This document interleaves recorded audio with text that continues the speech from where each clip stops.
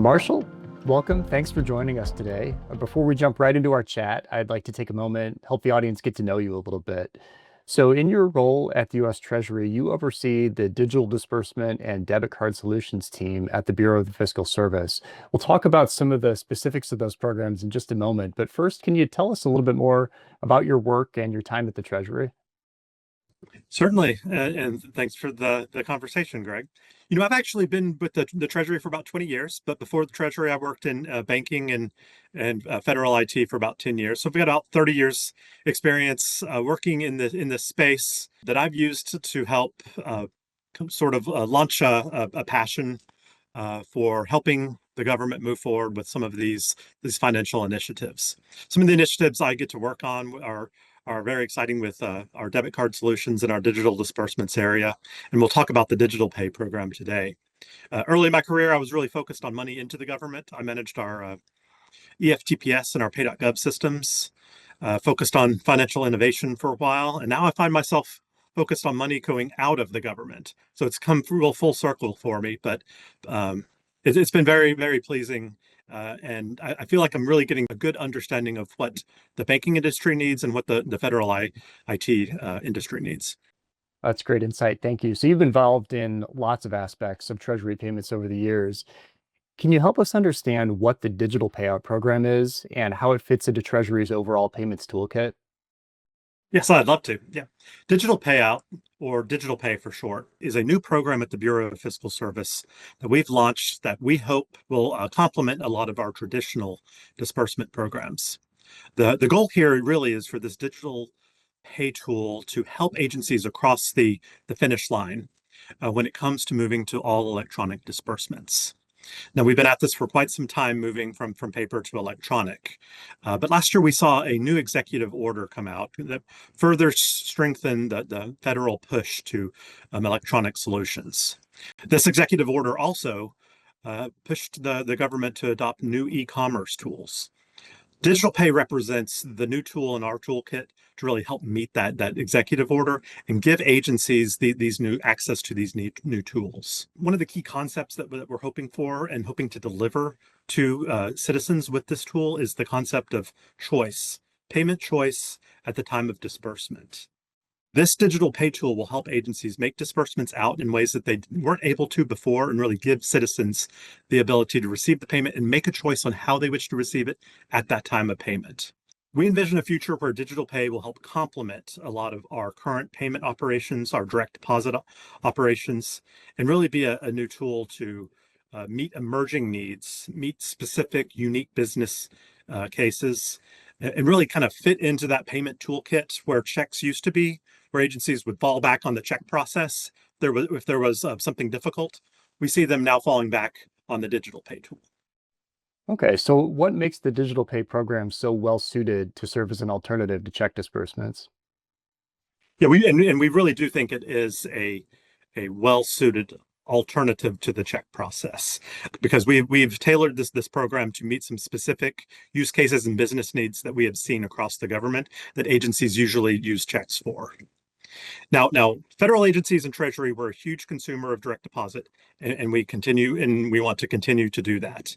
But we have seen a number of business drivers and use cases come up over the years that really did call for another tool. Right now, through Digital Pay, we offer a portfolio of solutions, ACH, FedNow, payments to debit cards, existing debit cards.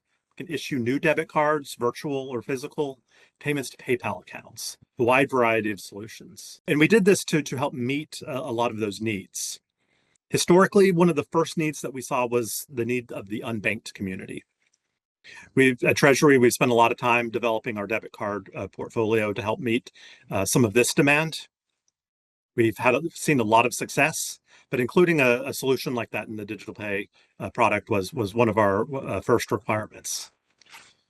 Another business driver that we have had was what I mentioned earlier with the concept of payment choice, giving citizens more options on how to receive their money. That was another good inclusion in the tool. A third driver that we see is speed of payment. I'll probably touch on here in a little bit, and FedNow has been a tremendous partner for and helping meet that need.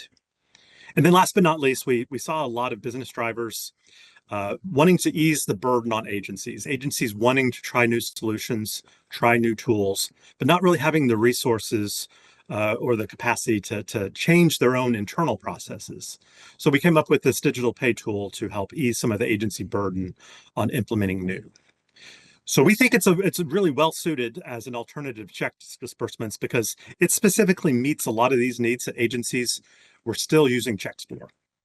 That's great insight. So you mentioned FedNow. Last year, you enabled FedNow as a payment rail option in this digital pay platform. How does that system work exactly? Do recipients need to actively choose FedNow or understand the difference between instant payments and ACH?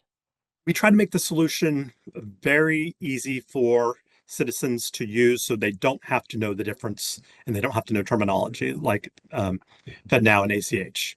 We had a lot of discussion on how to best integrate FedNow into the interface. Some background on how the system works. When an agency wants to use the digital pay tool, they simply provide a funding transaction and the digital pay tool takes it from there. The tool will provide an email to the recipient, letting them know that they have received a federal disbursement. That recipient can follow a link, a branded link, to make sure that they have reassurance that it is a legitimate email. But we will perform multi-factor authentication on them, have them agree to receive their payment electronically, and then give them a menu of payment options on how they wish to receive that money. Now, I just briefly touched on what some of those options are: payment to a bank account, to a debit card, issuing a new debit card, or PayPal. We already had an option to make a payment to a bank account, so we had to think about how to best present the option of FedNow to this customer base.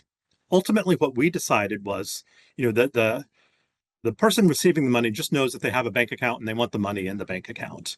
What we're doing with this tool is if the bank is participating in FedNow, we're routing the money through FedNow and the citizen's going to get that money almost instantaneously. If their institution does not participate in FedNow, we'll leverage traditional ACH to deliver that money to their bank account. We did not want to confuse the citizen. We did not want to provide them options that might push them to other rails also. That's very interesting. Seems like an elegant design choice. It's seamless, it's smooth for the payment recipient.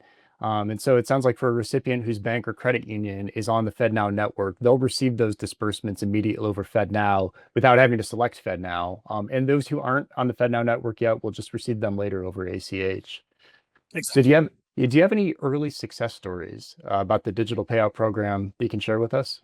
Yeah, we've had quite a few success stories. One of the most interesting things about working in the government space is learning about all the unique and nuanced business lines we have across the government. No two federal programs are the same, and we have a lot of early adopters showing interest and leveraging the service.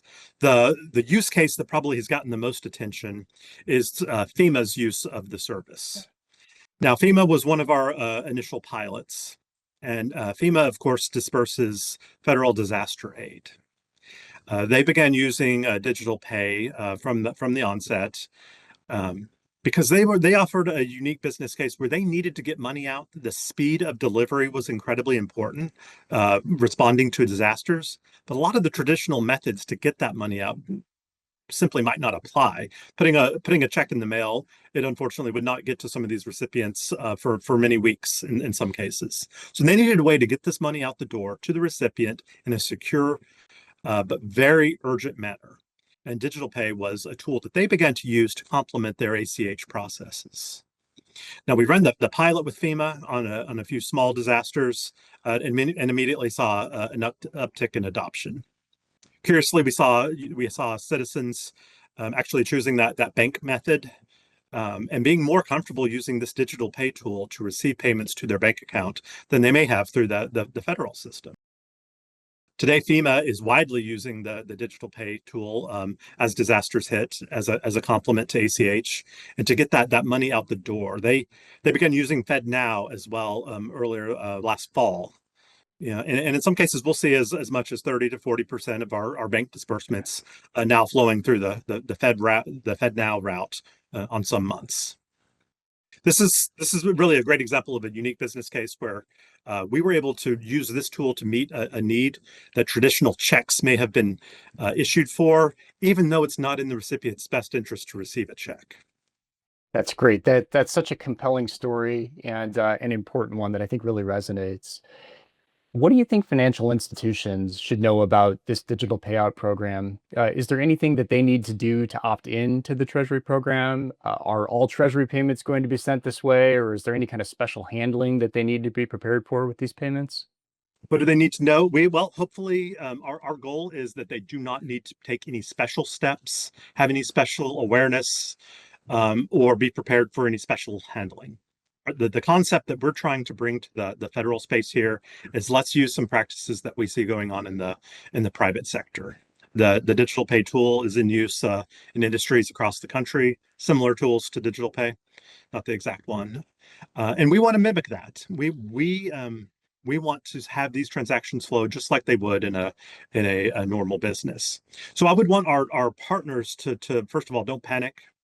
We're not changing too much. What we're trying to do is actually just keep up with the private sector. Now, we are huge consumers of direct deposit. We're huge consumers of making our benefit payments to our Direct Express program. We're not changing that.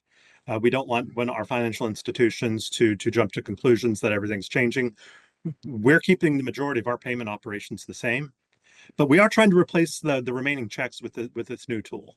As agencies opt into using the service, we'll slowly start to see transactions ramp up, but you should see these transactions flowing through your normal rails without special handling requirements. Okay, that's great to know. Thank you. So, is there anything you can share about what's next on the roadmap for the digital pay program? Certainly, the idea of having a digital pay tool that integrates many options uh, gives us the flexibility to then also uh, pick and choose where we see the private sector going and adding new capabilities to the federal space. That's a really important and really a kind of exciting part of the tool. We are we're probably every year going to be evaluating a couple of solutions. I don't have any announcements to make about this new payment option or payment type is going to be added next year.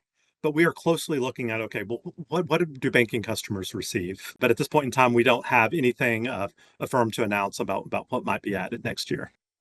Okay, well, great. That's good insight. So I think there are a lot of financial institutions on the call today, and they know that if they have questions about FedNow, that they can reach out to their FRFS relationship managers.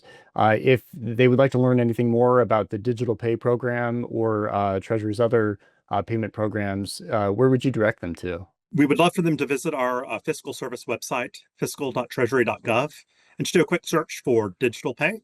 You'll get a website that has contact information, email address. That would be a great way to keep in contact. Me or one of my team will probably respond to you. You're also, if you have legacy previous contacts with Treasury, we are one big team here. We can get you connected with the right people. Well, wonderful. Marshall, thank you again for taking time to share these insights with us about the digital pay program and the value of instant payments. Much appreciated. Thank you.